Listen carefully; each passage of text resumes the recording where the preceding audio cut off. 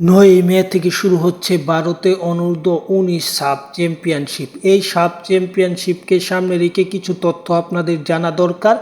ভারত কোন গ্রুপে পড়েছে এবং ভারতের প্রতিপক্ষ কারা এবং ভারতের ম্যাচগুলোর সময়সূচি। তাহলে দেরি না করে চ্যানেলটি সাবস্ক্রাইব করে পাশে থাকুন। ভারতের ম্যাচ হবে ভারত গ্রুপ পড়েছে বি গ্রুপে, যেখানে ভারতের প্রতিপক্ষ নেপাল এবং শ্রীলঙ্কা। এই টুর্নামেন্টে পাকিস্তান না থাকায় নেপাল এবং শ্রীলঙ্কায় ভারতের প্রতিপক্ষ বি গ্রুপে।